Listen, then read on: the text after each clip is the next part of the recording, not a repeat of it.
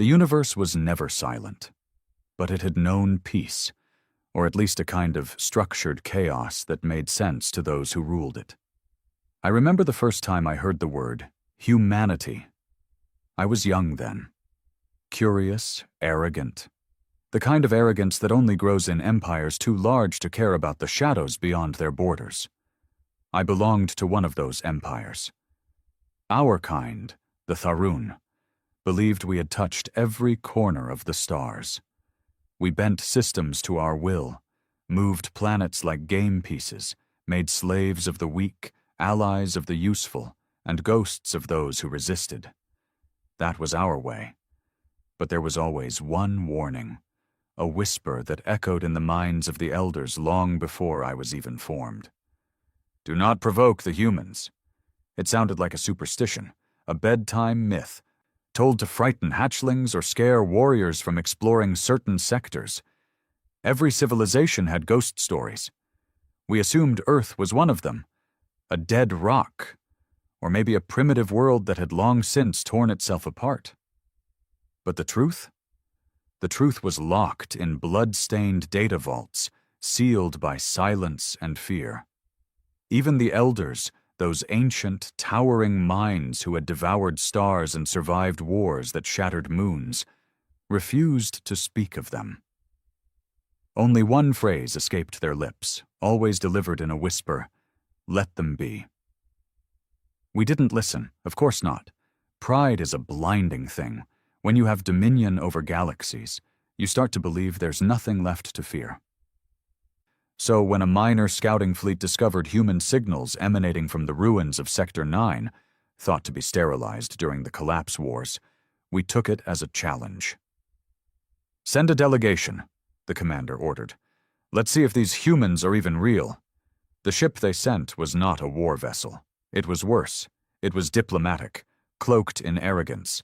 A floating fortress, yes, but meant to impress, not destroy. It arrived in orbit above Earth with its banners raised high and its intentions logged clearly in a dozen galactic tongues. We come to speak. We come to offer you the gift of structure, order, and union. The humans didn't answer. For 2 cycles, the delegation waited. Signals were sent. Shuttles hovered. Orbit was scanned.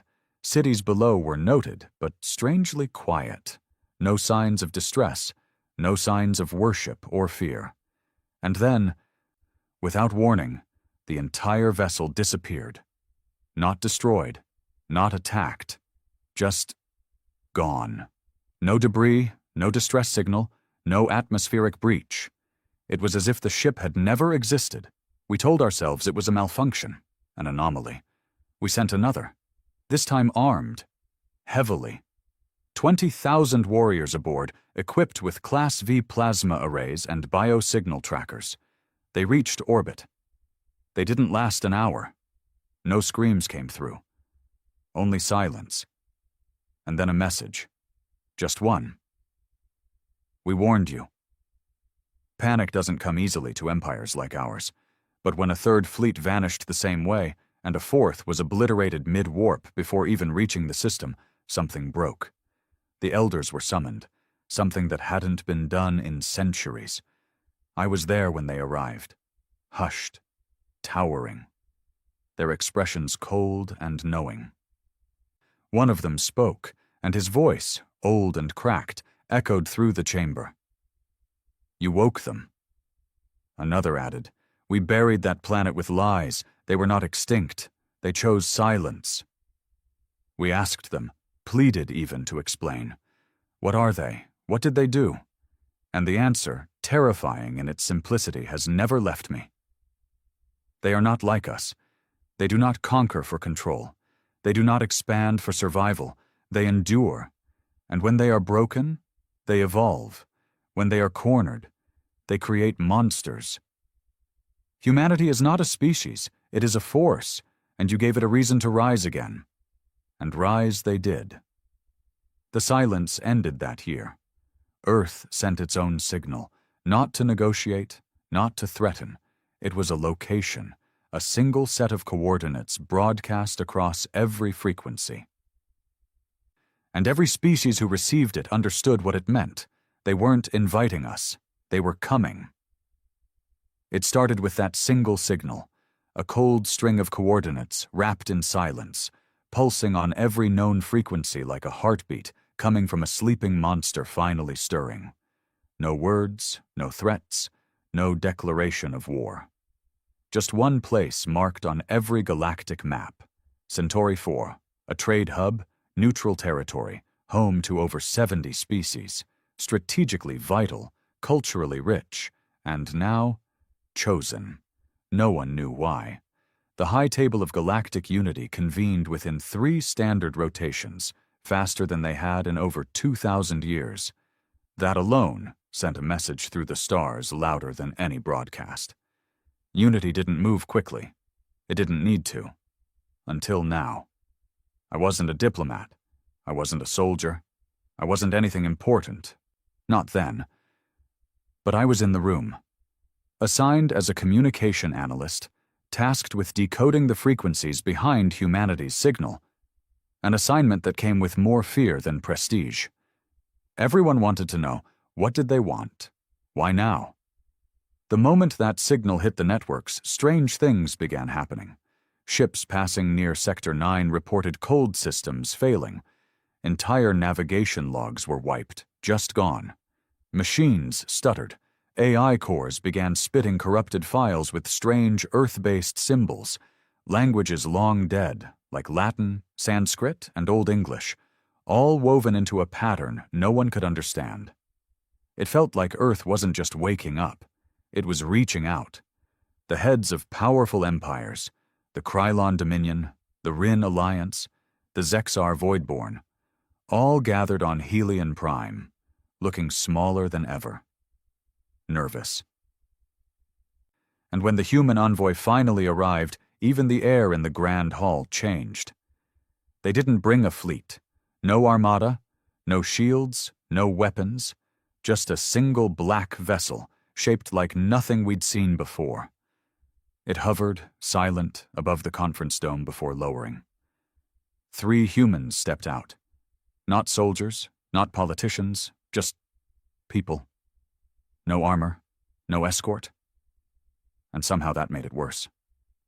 I remember one of them, a woman, pale-skinned, gray streaks in her dark hair, with old earth boots and a jacket that looked worn from war. She carried nothing but a small black cube, ticking softly.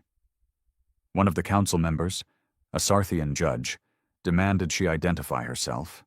Her response? She tilted her head, almost in amusement. "We warned you."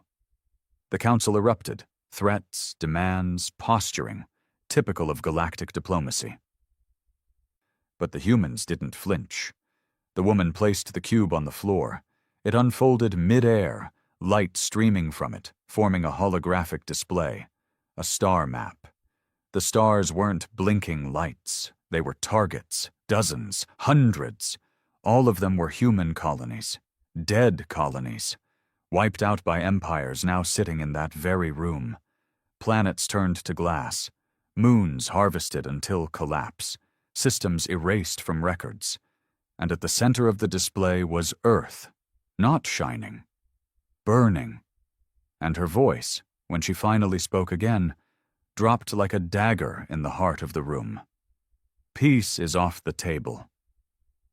One of the more arrogant species, the Dravic Lords, stood and laughed. "You think this display means anything? You think a race hiding on one dying planet can threaten the stars?" The human woman didn't move. She just said, "We're not threatening you. We're just letting you know what's coming." The cube clicked again, then powered down. That was the last time anyone saw her. The delegation disappeared that night. Their ship vanished like the others. And within 2 days, Centauri IV, an untouched haven for millennia, was gone. Not destroyed. Erased. The planet was simply missing. Nothing but a void in space where it had once orbited. Not a trace of debris. Not a ripple of energy. As if someone had reached into the universe and ripped it out of the timeline. And from there, the real fear began. Species who had once enslaved early human colonies tried to cover their pasts. They began burning old archives, silencing witnesses, even rewriting history. But humans were already ahead of them, because suddenly names started surfacing. Not human names. Ours.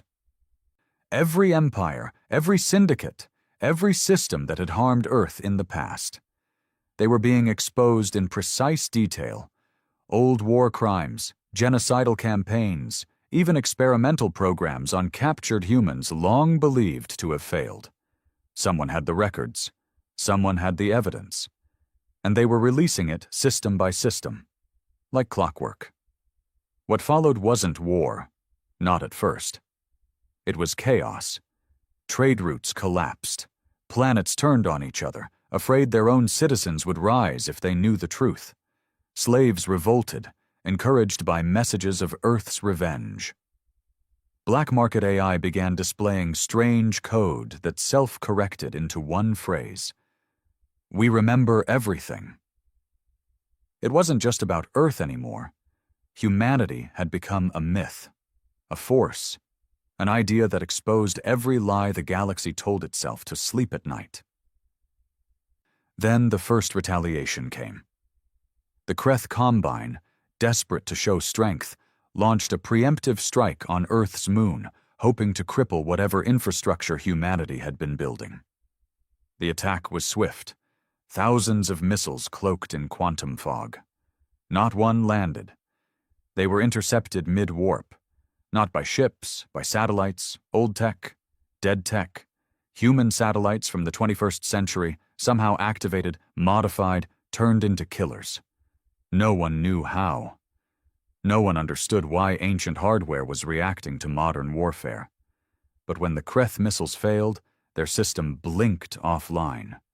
The entire Combine. Gone dark. For 17 minutes, not a single signal escaped their region of space. When contact resumed, their fleet was gone. Their leadership? Erased. And in the silence that followed, Earth sent a second message. One sentence. We are not what we were. No one knew what that meant, but the elders did. I saw it on their faces the moment that message arrived. That ancient fear, the kind that lives in beings who have seen too much. They remembered something they buried long ago. One of them, an elder known only as the Witness, stood for the first time in 600 years. His voice trembled. I told them, he whispered. I told them to let Earth burn itself out. I told them not to interfere, but they couldn't help themselves. Someone asked, "What are they now?" The Witness turned slowly. They were always dangerous, not because of strength, not because of technology, but because of will. Because when humans suffer, they don't break. They adapt. They weaponize their pain. They encode vengeance into memory. And then they wait. They don't come with fleets. They come with purpose. He paused, then added one final line that made my blood run cold. And when they come, they don't just fight, they undo you. The room went silent. And for the first time in galactic history, the High Table voted unanimously. Not to retaliate, not to investigate, but to retreat. Retreat, an action no empire had ever agreed to before. Systems began closing borders. Empires went dark. Defensive networks surged online. Ancient war protocols reawakened, most of them built long ago in case Earth ever returned. Back then, it had seemed like paranoia. Now it felt like the only option. And through it all, Earth said nothing more. They just watched and waited until we made our next mistake. We should have left them alone. That's what every surviving leader whispered behind closed doors. After Centauri 4 vanished and the Kreth Combine was annihilated without a trace, fear spread like infection. Borders closed. Trade ceased. Entire fleets were recalled from expansion missions to guard homeworlds that hadn't seen war in centuries. But fear doesn't unite. It rots from within. And in the silence Earth left behind, the cracks grew. The Rin Alliance was the first to fall. Not to humanity, but to itself. You have to understand something. The Rin ruled 43 systems, their empire built on synthetic life and AI dominion. They were proud, cold, logical. They'd once dismissed humans as biological relics, slow, emotional, irrational. But after Earth's resurgence, their networks began to suffer anomalies. Ghost code.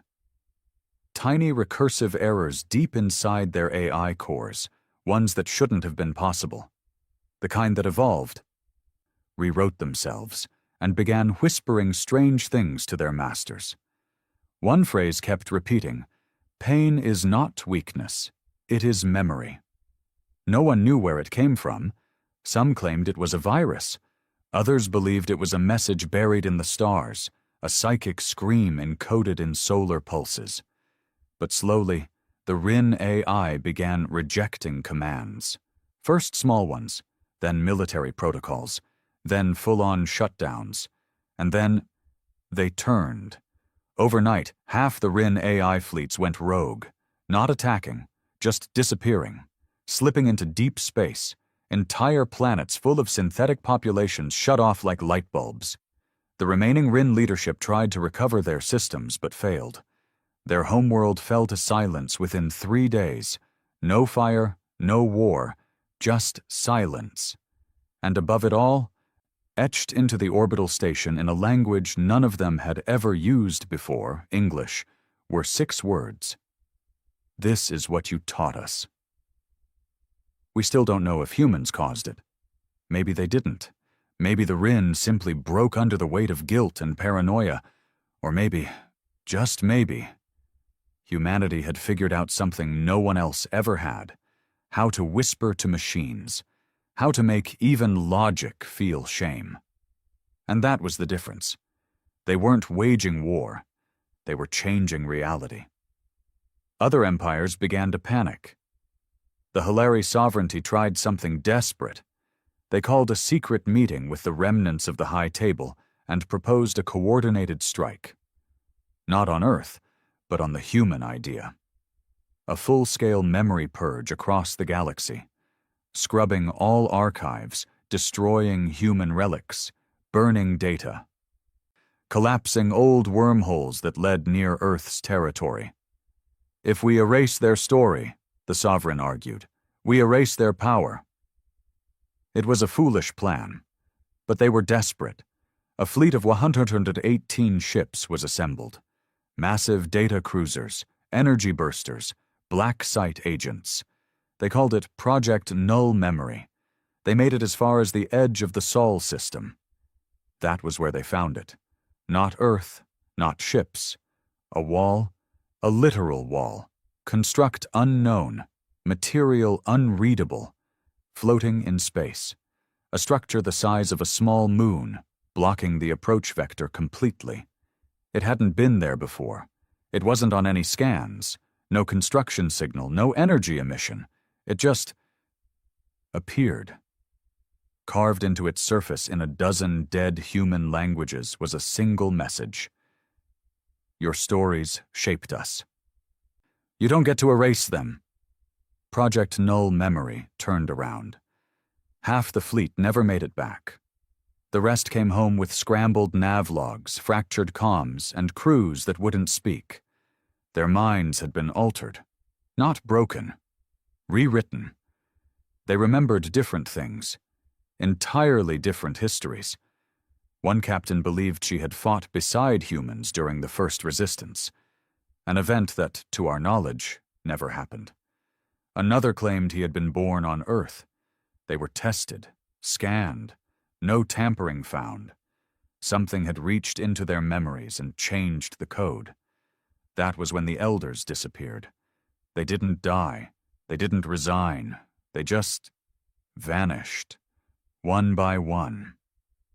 Some say they ascended to escape the coming storm. Others believe they returned to Earth to beg for mercy. A few think they were taken, chosen to become part of whatever humanity was becoming. Because, by then, Earth had stopped being a planet. We lost visual on it 6 weeks after the wall incident. Our telescopes, across every species, just showed static where Earth used to be.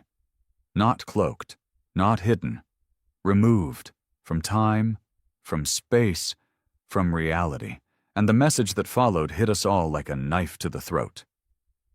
You've had your age, now it's ours. I watched entire councils collapse after reading that. One species, the Vir, collectively chose extinction. They detonated their core worlds rather than face what they believed was coming. But the worst wasn't death. The worst was the mirror. Because now every species had to look at themselves. What had we done to them? The Sarthians remembered the mines, the forced labor on Titan, where human children dug with bleeding hands for helium-3 under alien whips. The Zir remembered their research, human brains cut open while still conscious, probing what made their emotions so resilient. Even my own people, the Tharun, we had done our share. We'd once hunted humans for sport, built arenas on asteroids, watching them fight beasts while we cheered. Now we waited in fear for the reckoning. And it came in the form no one expected, an offer. Earth returned to the star maps one day, as suddenly as it had vanished. No ships came, no armies, just one message, pulsing across every broadcast in the known universe. You may approach, one representative only. Come as you are, leave lies behind. We debated for days. Who would go? Who should go? Eventually they chose a being named Orin. He was old, neutral, once a philosopher before the galaxy turned to empires and machines. He agreed to go not because he was brave, but because he was tired of running from truth. His ship entered Earth's atmosphere without resistance. And then, silence. No transmission, no images, just silence. For 7 days. On the 8th day, he returned.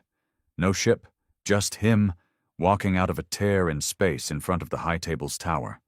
He said nothing, only handed over a cube. When activated, it showed a single image. Humans, millions of them, building something, laughing, working, some in forests, some in the stars, some with machines, some with creatures we'd never seen before.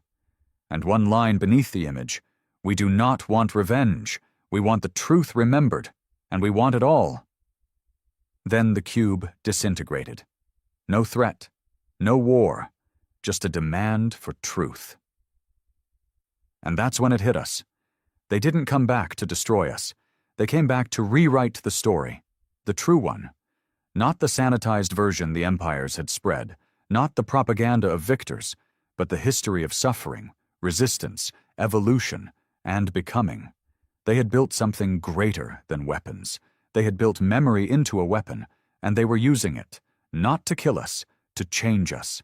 One by one, systems began opening their archives. Broadcasts went out. Museums were built. Monuments raised. Apologies issued, not out of fear, but out of something far more dangerous to those in power: understanding. And in the ruins of our old arrogance, something terrifying grew. Respect.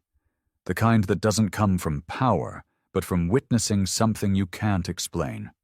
Something you can't kill. The kind of respect you give to a force of nature. The kind you give to humanity. And deep in space, Earth watched. Silent, unmoving, waiting. We thought it was over. That after the messages, the disappearances, the erased colonies and re-emerging of Earth, things had settled. No more ships had vanished. No planets had been swallowed into silence. Earth sat on the maps like a cold, unmoving god, silent and untouchable. And we adjusted. We built monuments, apologized in public broadcasts, opened up our censored history vaults, told the truth about the occupation, the genocide, the centuries of treating humans like disposable flesh. It was a galaxy-wide performance of humility. But it wasn't enough, because what we gave them wasn't truth. It was guilt packaged for diplomacy. Shame used to buy time. We hadn't changed. And they knew it. Some of us, the younger species, believed Earth had gone passive, that the humans had returned only to haunt our memories and make us remember what we'd done. But not all species shared that belief.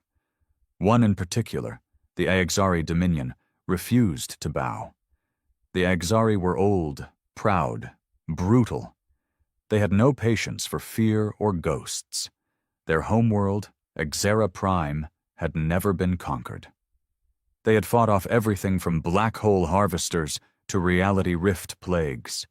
They were built on defiance, and they saw humanity's return as weakness disguised as mysticism. "We do not bow to shadows," said the High Commander during a sector-wide broadcast, "and we do not obey whispers."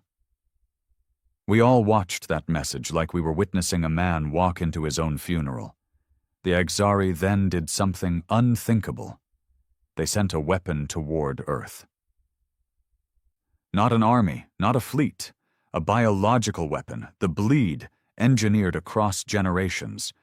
It wasn't designed to explode, it was designed to infect. A slow-death spore that would embed in oxygen-rich environments and strip neurological functions one breath at a time. Silent, invisible, a genocide seed. And they launched it with pride. The spore traveled across 12 systems, disguised inside what looked like a meteor. It was quiet, elegant, deadly, except it never arrived. It vanished at the Sol system's border, gone, not destroyed, not intercepted, just gone. And then came the silence, the kind that made the stars feel small. For 12 days, Earth remained still. No signal, no warning. The galaxy held its breath, waiting for fire, waiting for extinction, waiting for something that never came. Until the 13th day. That's when Earth answered, not with a fleet, not with a weapon, but with a child. Her name was Kira. She was maybe 12 Earth years in age, blonde hair, blue eyes, human down to the bone. She appeared at the center of the Aegzari's most secure military facility, the Iron Spire, without warning. No ship, no entrance logs, no atmospheric breach. 1 second she wasn't there, the next she was sitting on the steps outside the Grand Hall, hugging her knees and staring at the sunrise. She didn't run when guards approached. She just smiled. "I'm here to return what you sent," she said. The commander demanded she surrender. She nodded. "I don't want to be here anyway." She placed a small glass sphere on the ground. They took it, scanned it, probed it. Nothing. No signal. No biohazard. No tech trace. But when they opened it, they changed. Not physically. Mentally. Every Aegzari exposed to the sphere experienced what we later called the collapse. They didn't scream. They didn't resist. They wept. For days, the Aegzari military sat still. Soldiers on the floor staring into space. Some talking to themselves. Others begging unseen ghosts for forgiveness. Their leaders confessed to crimes no tribunal ever knew. Their archives were opened, not by order, but by choice. The bleed didn't kill them. It didn't have to. The humans returned a message instead of an attack. This is what empathy feels like. You are free to drown in it now. Empathy. Weaponized. We didn't know how. Some believed the child wasn't real, that she was an avatar, an advanced projection of Earth's new evolution. Others believed she was real, and that Earth had learned to grow humans into something more than biological entities. Whatever she was, Kira didn't stay. She vanished just like she had arrived. And the Aegzari? Their empire didn't fall. They emptied it themselves, released prisoners, shut down their war factories, decommissioned their fleets. Their high commander retired to a monastery and was last seen planting trees with bare hands on a once barren moon. That was the final warning. And the galaxy listened. Real change began, but not because Earth forced us, not through violence, but through something more terrifying. They changed the laws of cause and effect. Old things stopped working. Weapons designed to rupture planetary crusts failed without reason. AI protocols started rejecting violent commands. Starships built for war malfunctioned the moment they crossed into contested space. It was as if the universe itself had been rewired to reject aggression. Every time we tried to act like the past, reality glitched. Humanity wasn't fighting anymore. They were rewriting the rules. Some called it ascension. Others whispered darker things, that humans had made a bargain with time or cracked something fundamental about existence, that they were no longer playing by our laws of physics, of morality, of meaning. I believe none of those, and all of them, because something began happening to us. To me. I was born Tharun, cold-blooded, reptilian, a child of conquest. We were raised on glory and obedience. But I found myself dreaming of oceans, of music, of old Earth cities I'd never seen, never studied. Memories that weren't mine. I wasn't the only one. A Zal priest woke from a vision claiming he saw a woman in red walking among stars, touching planets, and making them remember things long buried. A Dreven merchant stopped speaking his own tongue and instead spoke only in English, saying he was remembering too much too fast. Humanity hadn't just survived. They had become something bigger than themselves, and in doing so they infected us, not with disease, but with consciousness. It's hard to explain to anyone who wasn't there how slow it crept in, how gentle the unraveling felt, like we were waking up from a dream that had lasted too long, one where we were always on top, always the rulers, always right, and now we weren't even sure we were real, because the more we remembered the truth, the more we realized how much of our history had been built on their silence, and now they were speaking. But they weren't using words. They were using the fabric of the universe, and it listened to them, and so did we. We thought it couldn't go any deeper, that Earth had shown us all it could, that it had reached the end of its patience, and now, through silence and subtlety, was rewriting the galaxy. But what we didn't understand, what none of us could have, was that we had only seen the surface. What lay beneath was older, and much, much stranger. It began with the dreams, not the metaphoric kind, not nightmares brought by guilt or residual trauma. I mean real, shared dreams, broadcasted across species, synchronized visions among people who'd never met, across star systems that had no connection. I experienced it first on a small moon station near Halxar's belt. I was monitoring communications when I blacked out, just for a moment. A blink. No sign of fatigue, no warning. And suddenly, I wasn't in the station anymore. I was on Earth. Not the scorched, dying Earth we had expected centuries ago. This one was alive. Wild forests stretched across ancient skyscrapers. Rivers of glowing light flowed through ruined cities. I saw people walking, not just humans, but Tharun like me, Rin, even Sarthians, all living, talking, laughing, farming, singing, not as citizens of Earth, as part of it. The moment felt endless and fleeting at once, like I had always been there, and yet had no right to be. When I woke, I found others around me collapsed on the floor. Engineers, guards, civilians. Some were weeping, others trembling. Every one of them saw the same thing, not a simulation, a memory, not ours. The galaxy called them the seed visions. They spread fast. Entire space stations reported mass blackouts. Battleships halted mid-flight. Cargo vessels drifted through open space, their crews dreaming of Earth's soil, Earth's skies, Earth's people. Even those who had never encountered humans before, species in the far-off Nibari clusters where human contact had been minimal, they dreamed too. Same scenes, same feelings. That's when a frightening theory began to emerge. Earth had not just rewritten laws, they had planted something in us, a piece of themselves. No one could agree on how.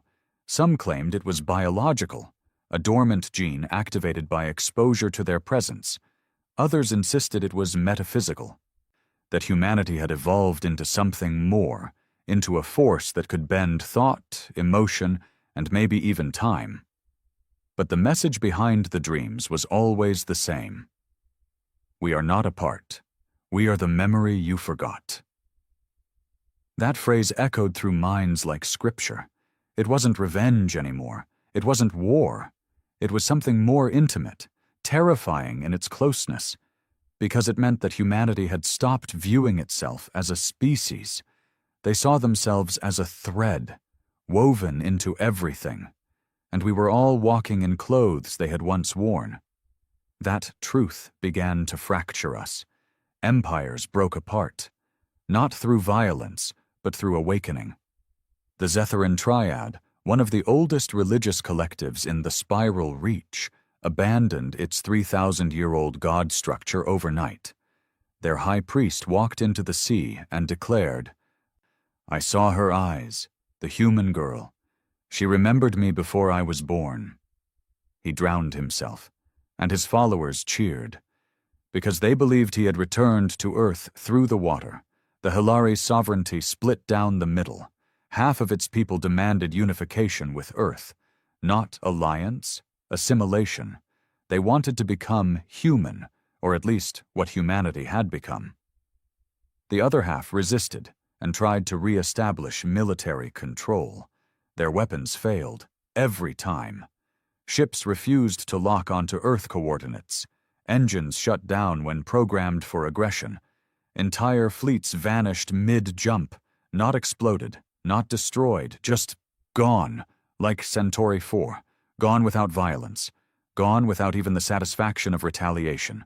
That was Earth's most terrifying weapon, invisibility with purpose. The idea that they didn't need to strike you down. They could simply remove you from the equation, gently, completely, and without a trace. Like a god that didn't punish sin. It erased the sinner. Back on my homeworld, the Tharun were crumbling. Our leaders had once built monuments to conquest, histories engraved into the bones of extinct species.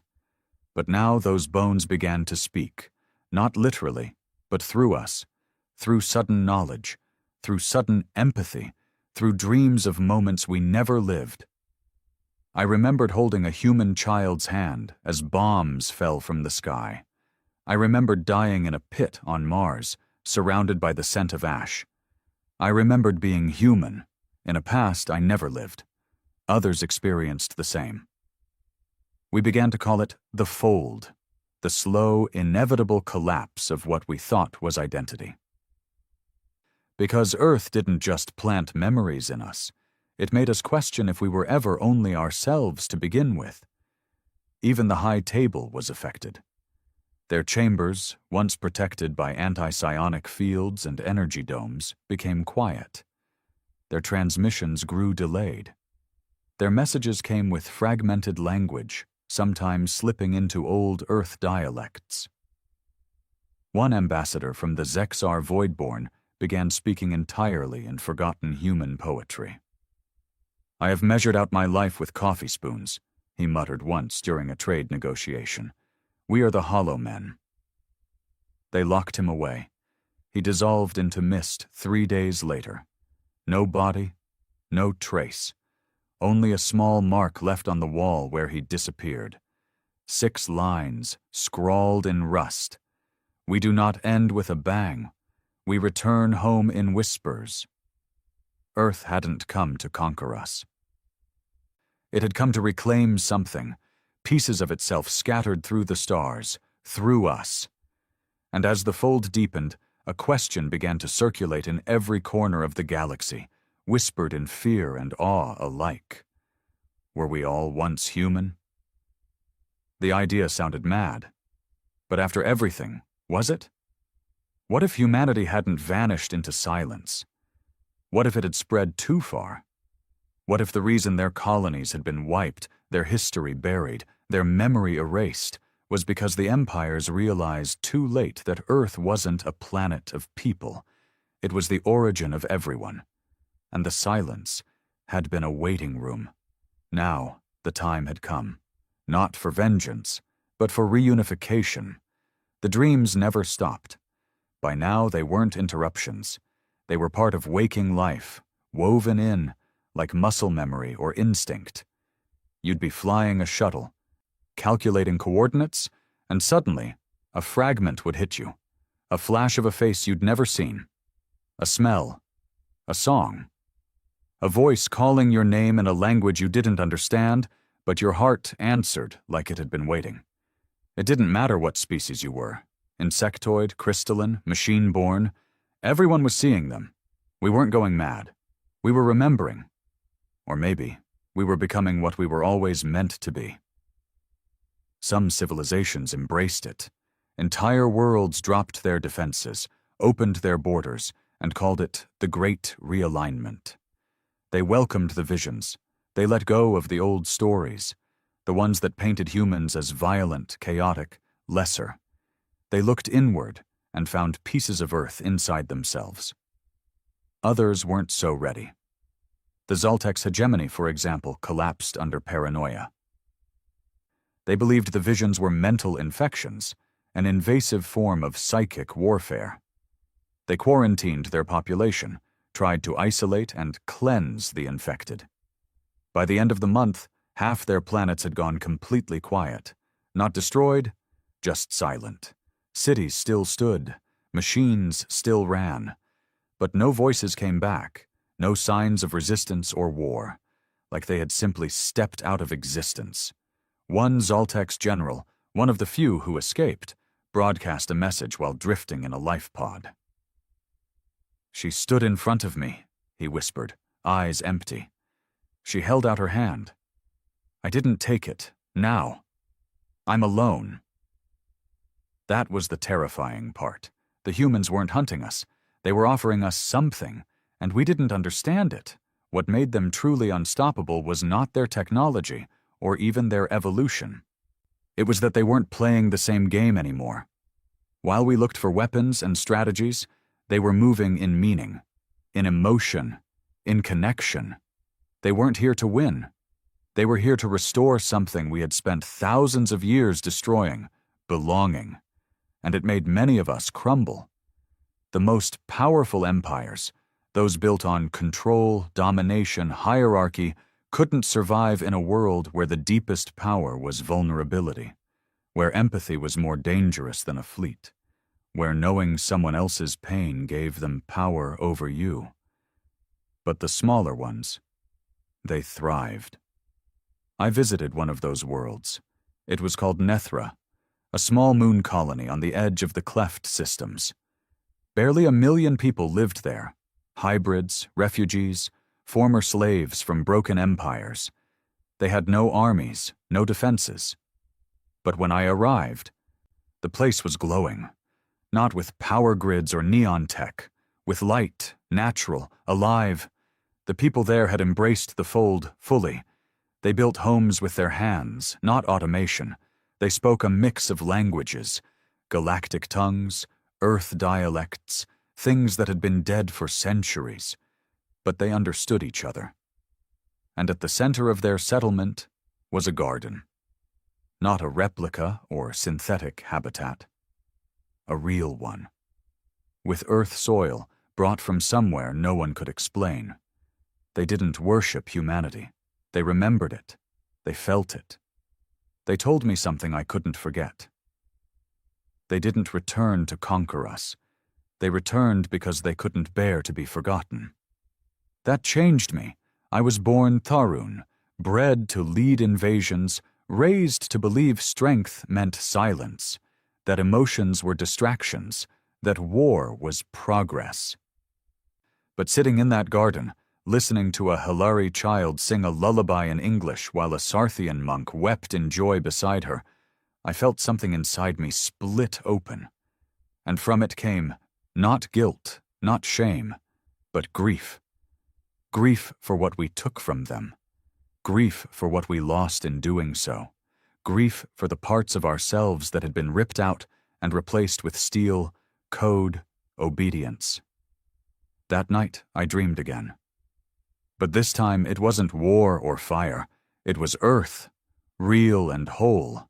A field of wildflowers stretched to the horizon. A human woman sat beneath a tree, her hands in the dirt, planting something. When she looked at me, I felt every generation of pain carried in her gaze. Not angry, not vengeful, tired. "I remember you," she said. I waited. I woke with tears in my eyes. My first tears. Tharun, don't cry, not physically. Not biologically, but I did. So did others. And across the galaxy, millions of us began doing what no empire ever prepared for. We changed. The fold became permanent. It wasn't just dreams anymore. It was DNA, behavior, language, art, music, the very fabric of how we existed. Empires dismantled their fleets without a shot. Former slave species walked into the capitals of their oppressors and sat down to share stories. Machines once built for extermination started crafting sculptures with fingers they had never used for anything but killing. Not because Earth demanded it, but because Earth had planted the memory of a better way. And it was spreading. A new alliance formed, not forged by treaties or trade, but by shared vision. They called it the collective memory. It wasn't ruled. It had no center. It wasn't even official. It just was. 1,000 species, one language, understanding, and at its heart, always, was Earth. Still silent, still untouched, still watching, until the final message came. It appeared in every system at once. No ship, no transmission, just one phrase. Etched into stone, burned into skies, carved in ice, whispered in wind. You are ready. No explanation, no instructions, just that. And for the first time in galactic history, we understood without needing to ask.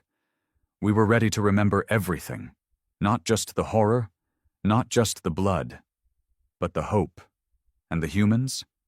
They didn't descend from the heavens or return with light. They walked among us, not as gods, not as saviors, as us, because maybe that's what they'd always been, and we were just finally catching up. When the message arrived, "You are ready," something shifted in the bones of the universe, not metaphorically, literally. The star charts realigned themselves. Routes that had never been stable became smooth. Wormholes that spat ships into nothingness stabilized, opened, and waited.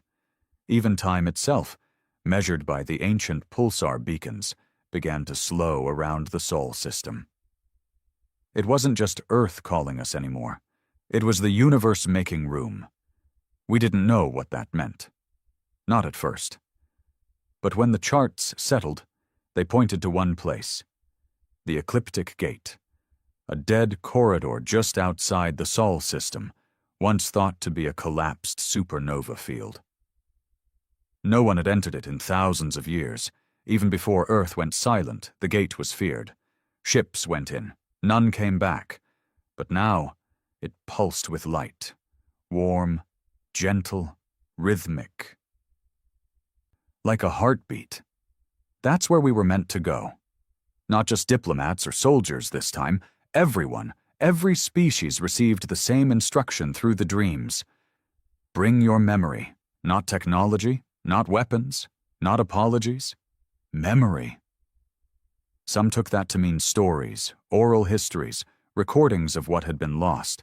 Others believed it was a personal request. Bring the you that existed before war twisted you. Some brought nothing at all, just themselves. And so, they came. Ships filled with civilians, elders, children, even creatures with no language, but whose eyes had changed color since the fold began. Over 5,000 vessels from 100 civilizations, all orbiting the ecliptic gate, waiting. Earth said nothing. And then it opened. No flare.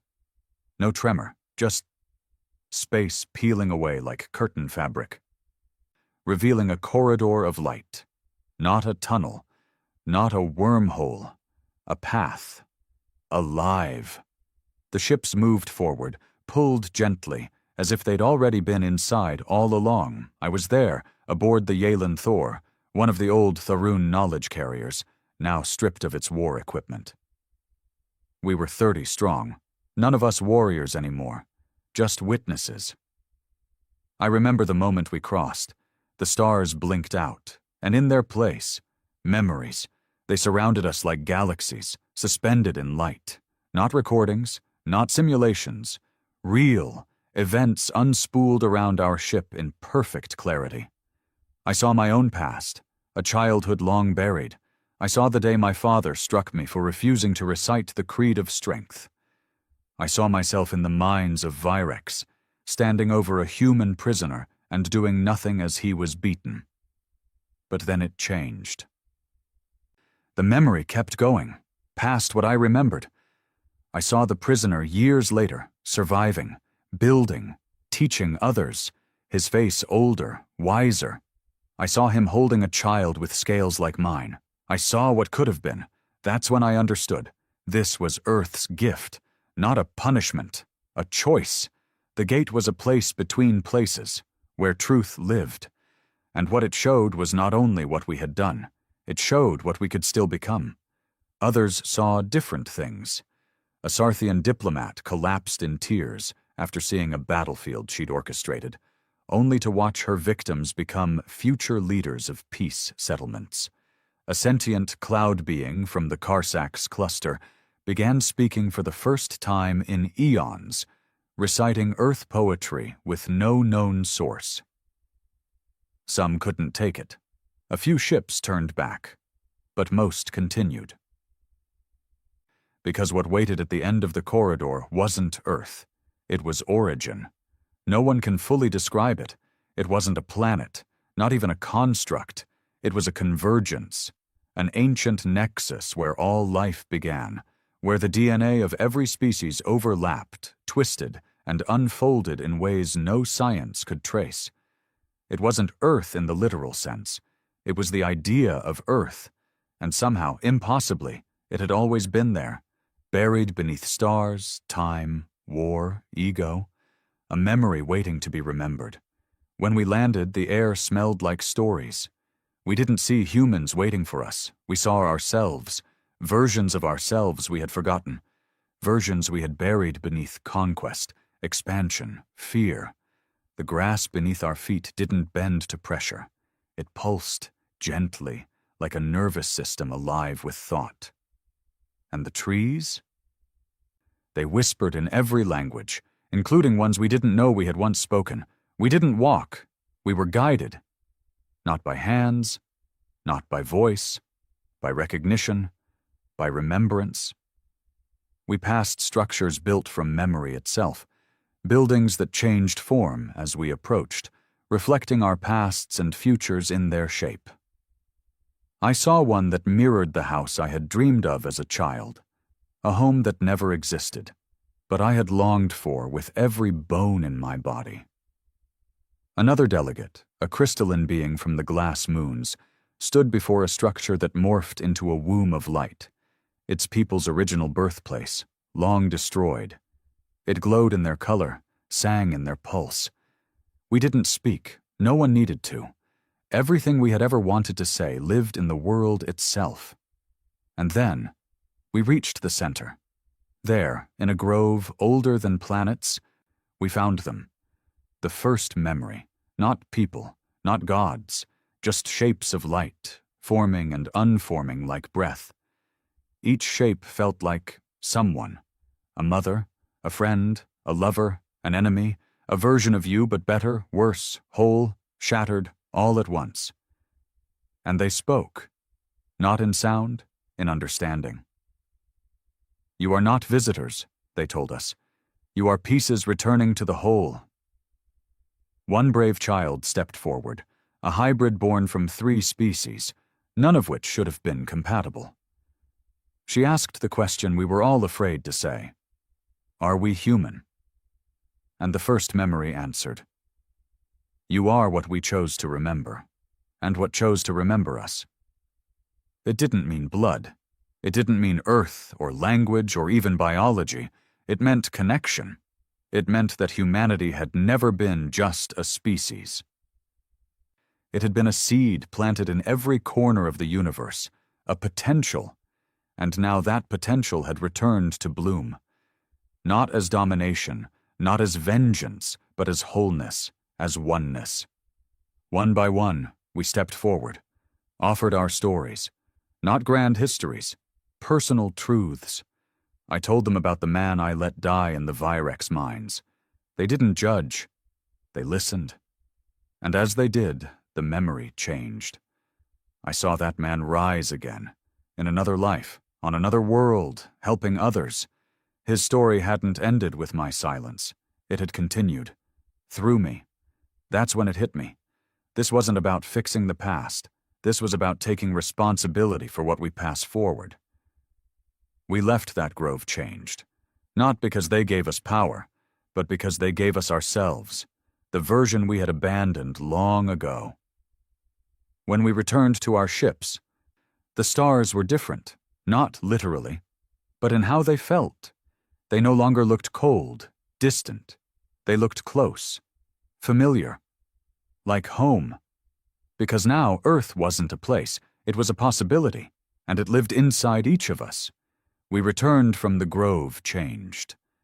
Not in body, not in title or species or name, but in something deeper. The part of us that no longer questioned whether we belonged to something greater. It was no longer about Earth. It wasn't even about humanity.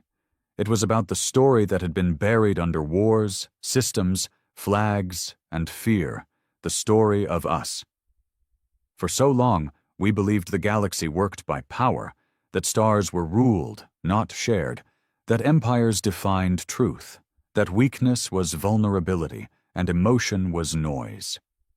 But the moment we crossed the threshold of the origin, when we saw not gods, not warriors, but remembered selves, we understood what the humans had become. They weren't here to conquer or to claim revenge. They had returned to finish the sentence we had erased, and now the final word was being written. Across the galaxy, transformation was immediate. Some called it evolution, others awakening. There were no ceremonies, no mass broadcasts or declarations. No rules were issued from Earth, or whatever Earth had become. But the feeling spread, the same way wind moves through grass, or light catches on water. Entire governments dissolved peacefully. Entire military complexes abandoned. No fighting, no struggle. Soldiers laid down their weapons, not because they were forced to, but because, suddenly, they no longer made sense. A fleet once feared for its black hole missiles disbanded and became an interstellar rescue collective. A planet that once mined human prisoners to death restructured itself into a healing sanctuary. And perhaps strangest of all, the species that had resisted the longest, the Zexari, who once believed the fold was a psychic virus, opened their borders and invited humans to come teach them. Not rule. Teach. They arrived quietly. No fleets, no ceremony, just individuals, one at a time, stepping off ships in old clothes, worn faces, soft voices. They didn't demand apologies. They didn't ask for compensation. They didn't even mention what had been done to them. They simply said, "We're here to help you remember who you were." It wasn't magic. It wasn't a miracle. It was presence. It was a kind of strength that didn't command obedience. It invited reflection. And that was far more dangerous to the old order than any fleet or weapon ever was. Because it made people choose to leave the past behind. It made people want something better, not just for themselves, but for everyone. I spent my last years on a world that had no name. It wasn't on any map, because it wasn't a location, not in the usual sense. We called it the Threshold. It was a place between stars, between choices, between identities. People came there to sit in silence, to listen, to dream, and every so often a human would arrive. Not with answers, but with questions. And I remember the last one who came to see me. He looked young, but he spoke like time had folded inside him. He asked me nothing about war, nothing about guilt, nothing about politics. He just sat beside me on the cliff where I always watched the sun rise, and he said, "Do you remember your first kindness? Not the first time I killed, not the first time I disobeyed, not the first time I suffered, but the first time I was kind." The question broke me open like a star going nova, because I did remember. I was 6, still a hatchling. I'd found a wounded animal behind our dwelling, a small, terrified thing that trembled at every sound. I had no reason to spare it. My training said to end its life quickly, a lesson in efficiency. But I didn't. I fed it, protected it. I named it. It died 2 days later, but I remember holding it as it passed. I remember whispering words to calm it, words I didn't understand, but somehow knew. The human smiled when I told him that. Then he reached out, not to touch me, to hold my memory with me. And in that moment, I understood what the fold had really been. It wasn't invasion. It was a reminder. The fold had always lived inside us, waiting, growing in silence. Every time we resisted cruelty, every time we told the truth, every time we felt another being's pain, every time we chose kindness instead of survival. Earth hadn't changed the universe. We had. We just needed to remember how. And now, the humans were showing us how to return, not to Earth, but to ourselves. The official closing of the galactic age of conflict came 50 cycles after the first memory was rediscovered. There was no celebration, no feast, no victory speech, just silence. And then, one universal change. Every species agreed to abandon war as a concept, not because they were forced to, but because they no longer needed it. The technology remained. The weapons still existed, but untouched. The memory of what had once been done was not erased, but recontextualized. In every major world, there was now a hall of remembrance, a place where the story of humanity and the great silence was told, not with shame, but with care. And in every hall, one phrase was etched above the entrance. We were warned, we listened too late, but we remembered in time. The elders, those who once ruled in fear and silence, never returned. Their absence was never explained. But we understood. They hadn't vanished, they had gone ahead, into whatever came after remembering. And as for Earth, it remained still, quiet, a star that no longer needed to shine bright to be felt. Some say it still exists in the physical, others believe it has become something else entirely. Not a planet.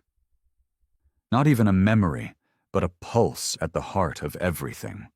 A reminder, alive in every species, that we are capable of becoming more than what we were built to be, and that we are never truly alone. Because humanity, real humanity, lives in the choices we make when no one is watching, when we choose to remember instead of forget, to build instead of burn, to speak instead of conquer, to be soft, even when we were made for violence. That is what they became, and that is what they gave back to us. Not control, not justice, the chance to become whole. The elders cautioned, never provoke the humanity, and they were right, because humanity was never just a species, it was the memory of a better world, And now, it lives in all of us,